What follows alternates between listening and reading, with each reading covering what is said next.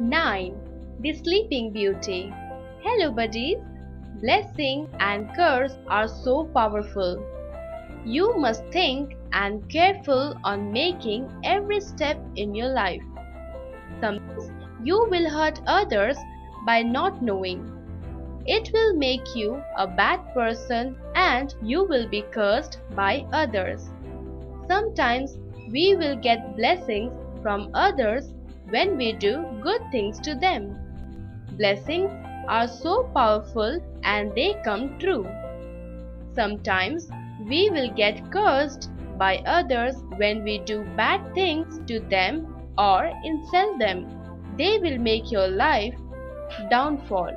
In this lesson, you will learn about the Sleeping Beauty and Handsome Prince. 9. The Sleeping Beauty. Picture reading. Look at the following pictures.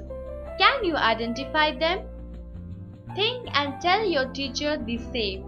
An old king, an old queen, a beautiful baby, a fairy, spindle, young and beautiful princess, staircase, rusty key, thorny bushes, handsome prince, magnificent wedding. Grammatical awareness. Adjectives of quality. Adjectives that show the quality, kind, or condition of a person or thing are called adjectives of quality. They are also called descriptive adjectives. Adjectives of quality in animal world. Thin, a thin hen. Fat, a fat cat. Old, an old owl. Young, a young yak. White, a white rabbit. Black, a black bull. A long giraffe. Short, a short shark. Pretty, a pretty parrot. Ugly, an ugly eagle. Dirty, a dirty dog.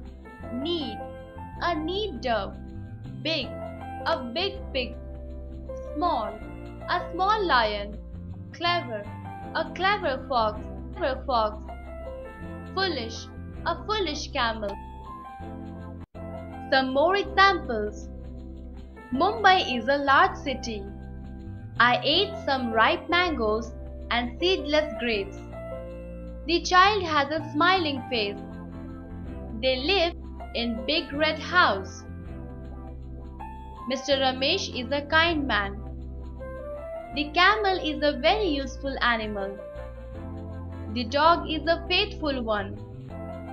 These small apples have a sweet taste. Mr. Suman bought a new car. We have warm weather in summer. Note: adjectives of quality always answer the question of what kind. The Sleeping Beauty. Reading. Long, long ago, there lived a king and a queen who longed for a baby.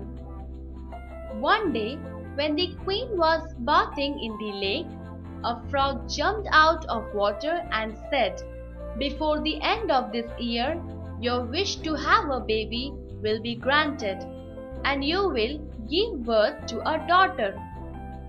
A few days later, the prediction of the frog had came true, and the queen gave birth to a baby girl who was very beautiful, and she decided to have a grand christening ceremony. They not only invited their relatives and friends, but also invited the 12 good fairies in the kingdom to be godmothers. However, there were 13 fairies in the land, but the king had forgotten the 13th, as she lived alone far away in a castle and she was not invited. That proved a grave mistake for the king and queen, and they soon realized their mistake. The christening was held grandly, and when it was almost over, The good fairies went up to the cradle and bestowed gifts on the baby. One gave her a gift of virtue, another beauty, and another wealth, and the baby princess had all the gifts which one would wish. When the 11th fairy had bestowed her gift, the 13th fairy came and said, "I'm going to give her a gift which will never allow her to forget me." She shouted and wailed. On her 16th birthday, the princess will prick herself on a spindle and will die. All the members were dumbstruck, but the 12th fairy came, and as she had the power to lift the wicked curse, she eased it, saying, "Take comfort.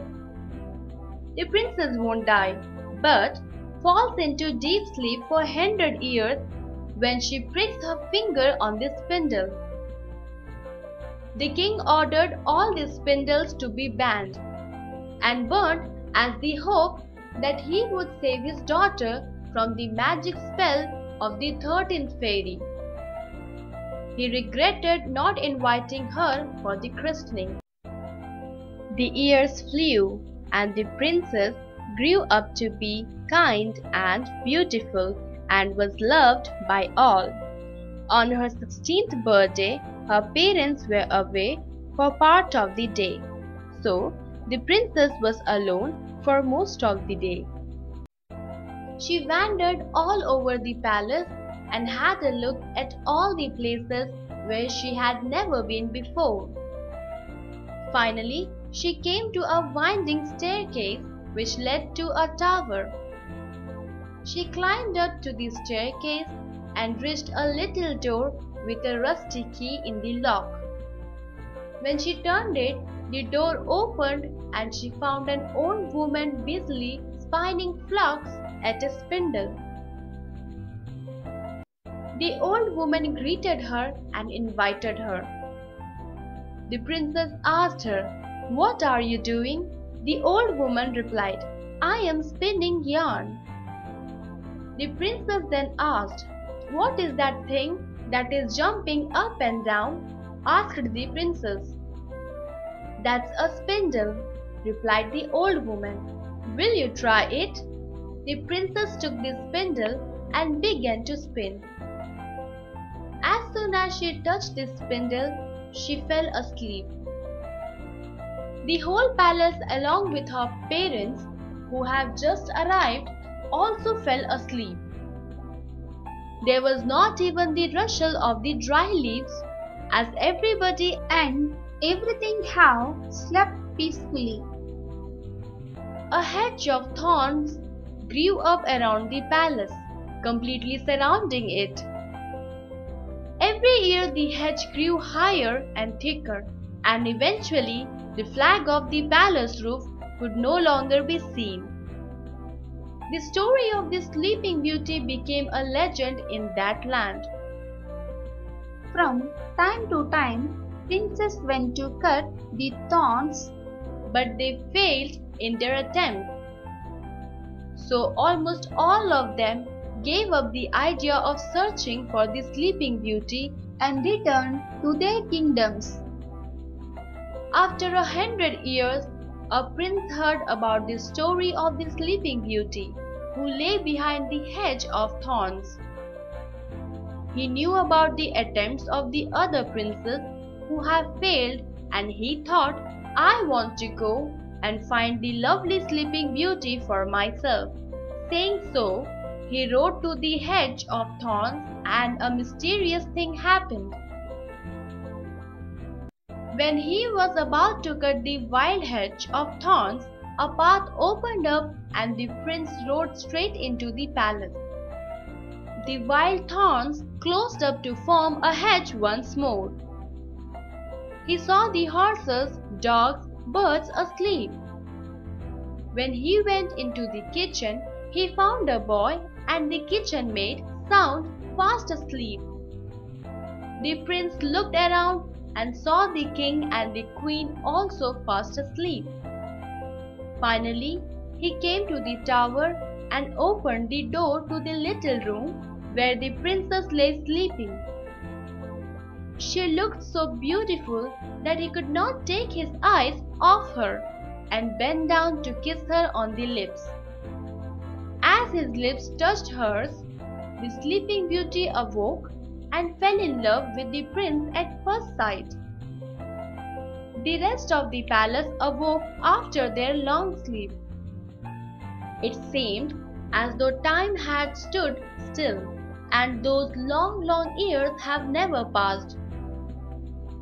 The spell was lifted at last, and the dark days were finished. Soon everyone enjoyed the magnificent wedding reception of Sleeping Beauty. The marriage was held on a bright summer morning.